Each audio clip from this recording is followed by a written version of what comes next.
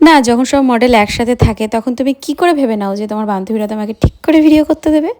আর বান্ধবীরা যখন একসাথে থাকে তখন তোমরা খাবার কাটাকাটি করে খাবে না, সেটা কি হয়? একদমই হয় না। তাই আমার ওপরে এলো মাংস ছিনতাইয়ের অপবাদ, কি আর বলি। তারপরে এই যে সেই গয়নার বাক্সের একখান বাল্লা জোড়া কে যেন রেখে চলে গেছে। ভালো একটা বাড়ি নিয়ে যাব, কিন্তু কি আর করবো, শুভঙ্করদা নিয়ে চলে গেল। হি হি হি। তো চলো শুরু করা যাক আজকের মতো নতুন মিনি ব্লগ। তো এই যে স্নান করে আমি চলে এসেছি স্টুডিওতে। হ্যাঁ, আজকে আমাদের স্টুডিও মানে এসডি স্টুডিওতেই ছিল আমার শ্যুট। আর এসে আমার আখির সাথে দেখা, আখির সাথে অনেক দিন পর দেখা হলো। আর এসে আমি জানতে পারি ওকে আজকে যে সাজাচ্ছে সেটা ওর মাসি শাশুড়ি। ওয়াও, কি দারুণ, মানে খুব ভালো শাশুড়ি বৌমাকে সাজাচ্ছে, ব্যাপারটা বেশ ভালো। তারপরে এসে আমি জুটিলা কুটিলা আরও অনেককেই দেখলাম। হি হি হি, মজা করলাম, কী হবে, সিরিয়াস নিয়ে নিও না। যাই হোক, স্নেহা নেহা আরও অনেকেই ছিল, তো তাদেরকে দেখলাম। তারপরে আর কি আমরা মেকআপে বসে পড়েছি। তারপরে অ্যাজ ইউজুয়াল রূপসা সবার লেট ঢুকবে, আমি তো জানি। টাইম ছিল 10টায় আর এই মহিলা ঢুকছে 11টায়। একে কী দিয়ে মারা উচিত তোমরাই বলো। কারণ ওর মুয়া এসে আমাকে বললো যে আমি রূপসাকে নিয়েছি। আমি তখনই বললাম, তুমি রূপসাকে নিয়েছো? ওয়াও, তুমি লাস্টে বাড়ি যাবে। তো এই যে বকবক করতে করতে দেখতেই পাচ্ছ আমার বেস মেকআপ প্রায় ডান হয়ে গেছে। আর খুব ভালো বেসটা বসিয়েছিল শুভঙ্কর দা। এসেই আমার মোয়ার খুব নাম করলো যে খুব ভালো করছিস তুই, ভালো বেস বসিয়েছিস, এবার বাকিটাও কর।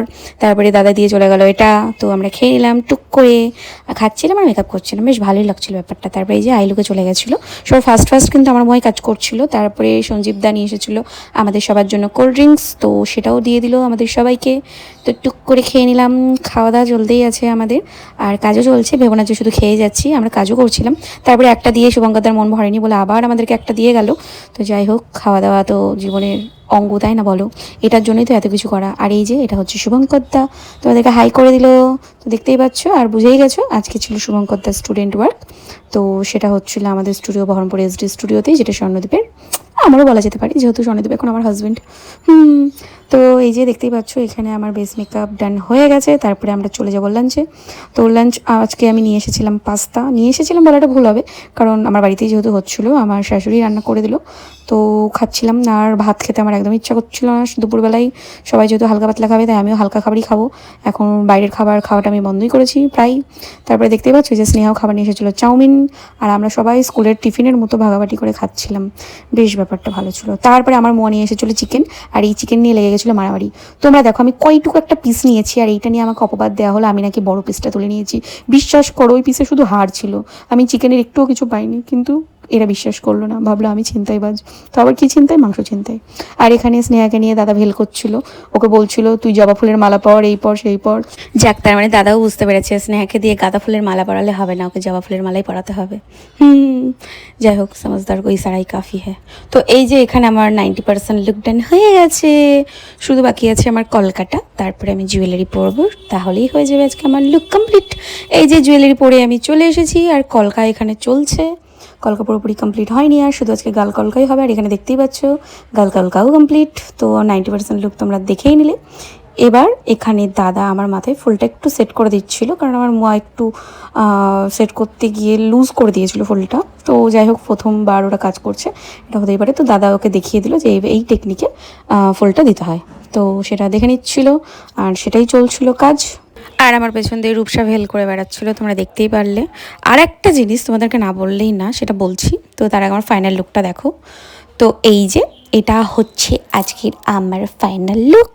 তো দেখো, একটা পিওর বেঙ্গলি ব্রাইড লুক, যেটা ছিল পিওর একটা রেড বেনারসি পরে, মানে একদম সাবেকিয়ানার ছোঁয়া রয়েছিল লুকটার মধ্যে। আর এত স্নিগ্ধ লুকটা বেরিয়েছিল যে আমি কি বলবো, সামনে থেকে এত ভালো লাগছিল। শুভঙ্করদা বারবার এসে আমাকে বলে যাচ্ছিল কি সুন্দর লাগছে তোকে বোন, লুকটা দারুণ বেরিয়েছে। সত্যি বলছি, সামনে থেকে লুকটা দারুণই লাগছিল।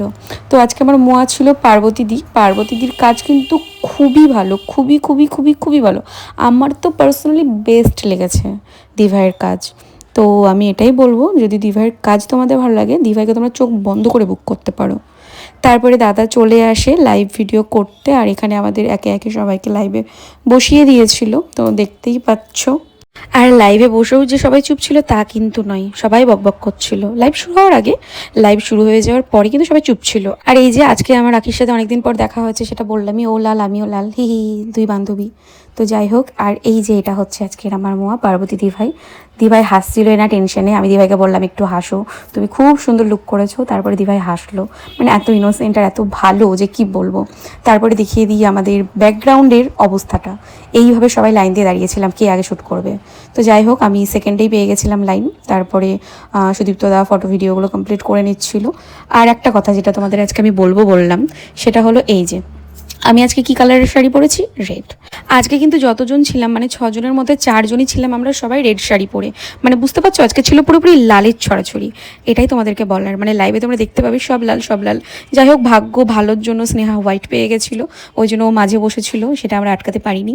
তো ঠিক আছে, ও আজকে নিজেকে শোস্টপার ভাবছিল, ভাবুক, কিছু করার নাই, আমরাও কিছু কম যাই না। হি। আর এই ভিডিও ফুটেজটাই তোমরা কারা কারা সুদীপ্তদার একটা রিয়াকশন নোটিস করেছো আমাকে একটু কমেন্টে জানিও তো। আমি দেখি কে কে বুঝতে পেরেছো আমি কি বলতে চাইলাম। রিয়াকশনটা ছিলই একটা আলাদা রকমের, মানে হাসবো না কাঁদবো। তো যাই হোক, এই করেই আমাদের চলে গেল আজকের দিনটা। আর তুমি লাইভে বসে ছবি তুলবে ভাববে, আর তোমার বান্ধবীরা তোমায় ডিস্টার্ব করবে না, তা কি হয়? একদমই হয় না, দেখতেই পেলে সেটা। তো আমাদের এখানে শ্যুট সবার কমপ্লিট হয়ে গেছিলো প্রায়, আমার স্নেহার। তো সবার অবস্থা দেখো, নেহাকে দেখলে ফেল করছিল, আর স্নেহা এখানে ওর আসল রূপে আসছিল। হি হি হি, মজা করলাম। তারপরে এই যে আমি লাস্ট ড্রেস চেঞ্জ করার আগে কিছু ফুটেজ নিয়েছিলাম, তো সেটাই তোমাদেরকে দেখিয়ে দিলাম, কারণ এবার আমাকে তো ড্রেস চেঞ্জ করতে হবে। তারপরে আর একটা জিনিস, আমার এই বালাজোড়া দেখে না একটা ডায়লগ মনে পড়ে গেল গয়নার বাক্সের। সেই ডায়লগটা যে বলছিল না, তোমরা এখন গহনা দেওয়া লাগবো, তাই তো থাক আর নাইকা সাইজও না। এই নাও ধরো, বাপের ঘরে দেখছো কোনো কালে এমন জিনিস? এ চুড়িগুলা বৌমার, আমার ঠাউমারা ছিল, সাবধানে রাখবা, বুঝলা? এখন আসো গিয়া, আমার বুঝি আর কোনো কাম কাজ নাই। হি, মজা পাইছি এটা বলে আমি। তারপরে এই যে শ্যুট শেষ, সব কমপ্লিট, আমার ড্রেস চেঞ্জ করে আসাও হয়ে গেছে। তারপরে এসে দেখি সবার কমপ্লিট, সবাই বেরিয়ে গেল। তারপরে স্টুডিওর অবস্থা দেখো। এগুলো হতেই থাকে। যাই হোক, আবার ক্লিন করে নেওয়া হবে, কোনো ব্যাপার না সেটা। তো আজকের মতো ভিডিওটা আমি এখানেই এন্ড করছি, আবার দেখাবো অন্য কোনো ভিডিওতে। আমার ভিডিও যদি তোমাদের ভালো লাগে অবশ্যই একটা লাইক কমেন্ট শেয়ার করে দিও। বাই।